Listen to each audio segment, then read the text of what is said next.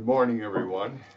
It's always nice to have our daughter and son-in-law stop by and visit us and have the opportunity to speak as well. I don't do this very often, and probably is good just as well. But anyway, yeah, I have a rather interesting subject here this time. It's interesting to me anyway, so I'm going to share it with you anyway. But Yeshua, and when I say Yeshua, this Jesus' Hebrew name, and Jesus is a Greek name, so I just thought I'd have to call him Yeshua. And so when I'm talking Yeshua, you know who I'm talking about. But while speaking on the Sabbath in Nazareth, he said, as recorded in Luke 4, verse 27. He was speaking there, and he brought up this one paragraph, or one verse, I should say. It says, many lepers were in Israel in the time of Elisha the prophet, and none of them was cleansed except for Naaman the Syrian, which is quite interesting.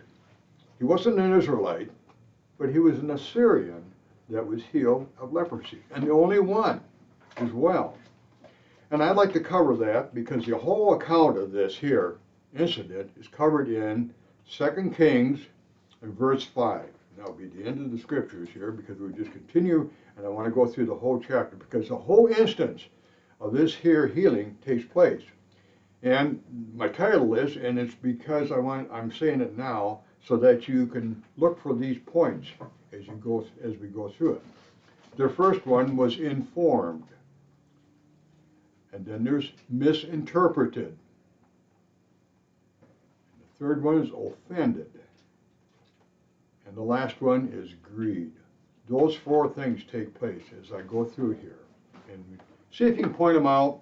Also, as you're thinking about it, have I experienced any of those things in life as we have recorded here? Now, Naaman, commander of the army of the king of Assyria, was considered a great man by his king and was highly respected because through Naaman's, Jehovah had given victory to Assyria. He was also a man of courage, but he was also a leper. Now, this word leper is translated from, in the Hebrew, from the word saraz. Now, saraz does not mean necessarily that you have this dreaded disease where your skin starts to eat away and you're confined to an area and you can't associate with other people. Because Naaman did associate. So he apparently had another type of skin disease, and saraz can refer to any type of skin disease. And so he had a skin disease, apparently very visible, apparently tried many things to try to be cleansed of it or healed of the leprosy. And so he was a great commander of a military. The king thought very highly of him as well. Verse 2 now. The Syrian had gone out, or the Syrians had gone out in bands or raiding parties now, and had taken captive a little girl from the land of Israel, and she waited on Naaman's wife, who was her servant then now. So this is focusing now on a captive from the land of Israel, which is of the northern 10 tribes, because you remember Israel was divided up after Solomon. And you had Judah, was the first 10 tribes in the south of Judah and Benjamin. And then you had the northern 10 tribes. And sometimes referred to as Assyrians, sometimes as Ephraim, and then other times as Israel. But it's referring to the 10 tribes. Or she said to her mistress, or Naaman's wife, I wish that my master, who had been Naaman, were with a prophet who is in Samaria. He would heal him of his saraz, or his leprosy. Well, Naaman went in and told his master, the king, the girl who is from the land of Israel said thus and thus. Naaman went in and told his master, the king, the girl who is from the land of Israel said such and such. Well, this is what she said.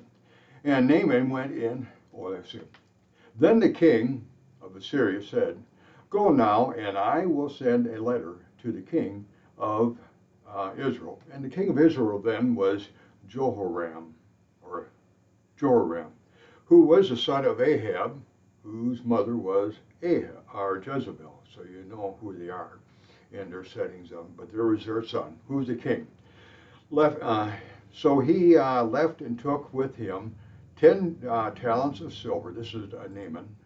10 talents of silver, 6,000 pieces of gold, and 10 changes of clothes. This is what he was called. Normally when you went to visit a leader of a country as a king here, you would bring a gift along. And so he was bringing a gift as he was taken with him. And he brought the letter to the king of Israel. And it said, quoting, "And now when this letter comes to you, I will have sent my servant Naaman to you, so that you may heal him of his leprosy." So this was what was stated in the letter. And then the king of Assyria said, when the king of Israel read the letter, he tore his clothes in shock and or outrage at the request and said, "Am I God to kill, to make alive?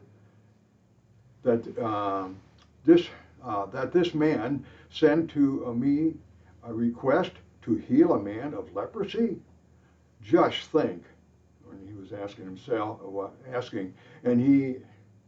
and see how he is seeking an opportunity for battle or an argument against him.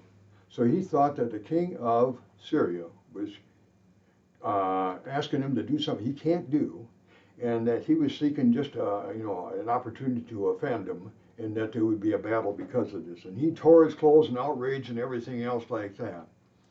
And normally, if you are in charge of people and you have other people working with you and you have a request for something, you say, well, so-and-so is better at this than I am, so you give the job to them. And the king here of Israel did not do that. And there's a reason, and we'll continue on. Now when Elisha, and now when Elisha, the man of God, had heard that the king of Israel had tore his clothes, he sent word to the king asking, "Why have you tore your clothes? Just let Naaman come to me, and he shall know that there is a prophet in Israel." Now the reason why he didn't send him was because he didn't think very highly of Elisha. Elisha would prophesy and wouldn't prophesy good, favorable things. Well, Ahab, his father, had the same problem, and Jezebel sought to kill Elisha. So there was no friendship between the two of them. And so, but finally he said, Elisha, hearing about this now, bailed him out, so he didn't, and said, "Send him to me."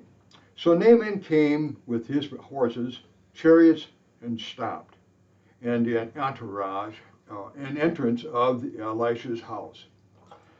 So he stopped there, and when he was traveling, he had a lot of people with him. He was a military man. He had leaders or other soldiers with him. He would have carried his booty, shall we say, that he was going to give. And so he stopped at Elisha's house, and Elisha sent a messenger to him saying, "Go and wash in the Jordan 7 times, and your flesh will be restored to you, and you will be clean."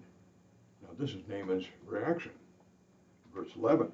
But Naaman was furious and went away and said, "Indeed, I thought he would at least come out to see me and stand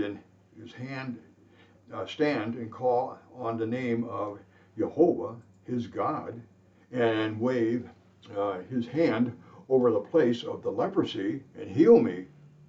So he was offended here. This is the part where it comes offended. We had now already recovered informed, recovered misinterpreted by the king, and Naaman here was offended. Here, he didn't even come out to see me. He sent a servant out and told me to do this. And then he says in verse 12, "Are not," and these are 2 rivers, I can't pronounce them, Abandon and Phares, or anyway, they're 2 rivers of Damascus. "Aren't these rivers better than that of the waters of Israel? Could I not wash in them and be cleansed?" So he turned and went away in a rage.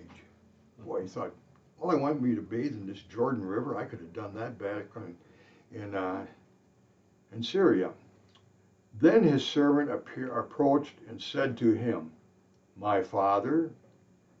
Now, why would he address him as my father? Well, this is customary from the standpoint he was acknowledged him as his master was superior to him, and it was a humble attitude. And when you want to approach anyone on a corrective measure, which this would be now, what he's going to be saying, you want to do it in a humble manner so that it is taken. Otherwise, if you hit it coming back and say, well, you said it, well, then with that kind of an attitude, you usually get that kind of a response. And he wanted some. So anyway, my father, if the prophet had told you to do some great thing, would you not have done it? How much more then, when he has said to you, wash and be clean? A simple thing, wash and be clean. But if he had asked him to go climb some mountain or travel some distance and things of that nature, would you have done that? Well, no. So he went down and plunged himself into the Jordan 7 times, just as a man of God had said. And his flesh was restored like that of a little child, and he was clean. Can't you imagine the joy? I mean, he's been dealing with the Shiraz for years. And now, finally, he was cleansed.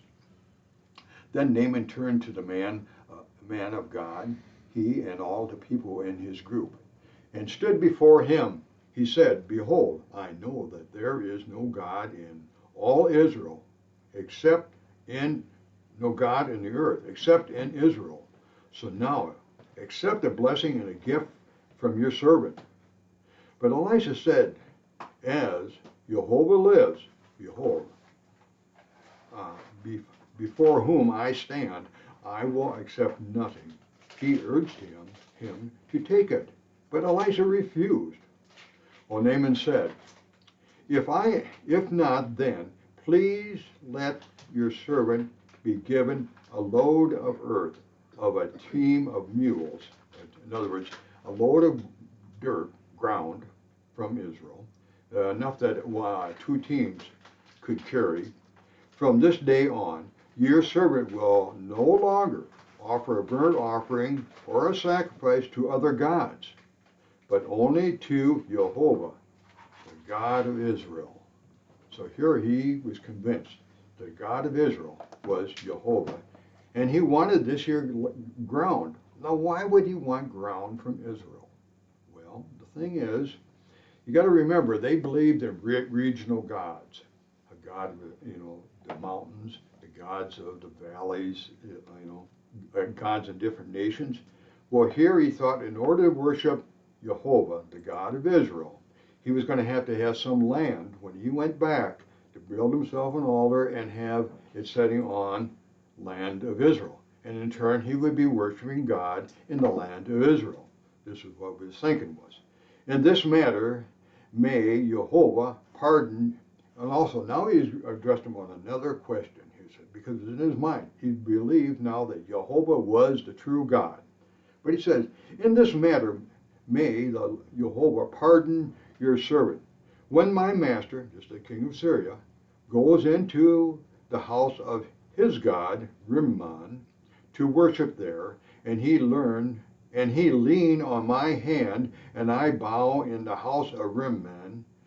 When I bow down in the house of Rimmon, may Jehovah, or the Lord, pardon, or Jehovah here, will Jehovah pardon your servant in that matter of attending the king when he is worshiping. So he was requested by the king, and he was kind of in a spot where you'd have to go along. But he said, when I bow my head, he would not be worshiping the king's God, but he would be doing it out of respect. Would that be okay? Elisha said to him, go in peace. So that was his answer. In other words, God would overlook that. So Naaman departed and was a good distance away from his home. When Giza, this was the servant now of Elisha. The servant Elisha, the man of God, said, my master has spared Naaman and the Syrian, by not accepting from him that he brought. As Jehovah lives, I will run after him and get something from him. Oh, he saw all this treasure here, and Elisha turned it down, and boy, I'd like to have some of that. So so Gehazi pursued Naaman. When Naaman saw someone running after him, he got down from his chariot, which is recorded to, or it could be like a wagon to it, but it was referred to here as a chariot, to meet him, and he said, "Is all well?" And Elisha's servant said, and he said, all is well. Now he said, "My master has sent me to say," and here is the first lie. There's a couple lies stated here. "He has sent me. Just now, two young men of the sons of the prophets have come to me from out of the hill country of Ephraim. Please give them a talent of silver and 2 changes of clothes." Notice he was asking for 1 talent of silver. Well, Naaman said, "Please take 2 talents." And he urged him to accept, and tied up the 2 talents of silver in 2 bags with 2 changes of clothes, and gave them to 2 of his servants, and they carried them in front of Gehazi. When he came to the hill, he took from them their hand and put them in the house for safekeeping. And he went and he sent the men away, and they left and returned now to Naaman, the 2 servants. Then he went in and stood before for his master. This is Elisha. Elisha asked him, "Where have you been, Gehazi?" And he said, "Your servant went nowhere." How about that? Elisha said to him, "Did my heart not go with you when the man turned from his chariot to meet you? Is it a proper time to accept money and clothing and olive orchards and vineyards and sheep and oxen and males and female servants? Therefore the leprosy of Naaman shall cling to you and to your descendants forever." So Gehazi departed from his presence. A leper is white as snow. So here we see the whole account given that Yeshua was speaking about back there in Luke. And we see that there was informed, the slave girl now from Israel informed him of how he could be healed. The misinterpretation of the king, getting all upset about something which he should have not been, but he was rescued by Elisha. Offended, Naaman was offended by, he thought he should do these great things, and here I come all this distance, and he prays before Elisha, and he wouldn't even come out to greet me. He just he sent servant out. So he was offended. So we have the offense. And then we have the greed part of the servant of Elisha. And he saw something there, and he couldn't let that escape. So anyway, this is the lesson in it that we can have.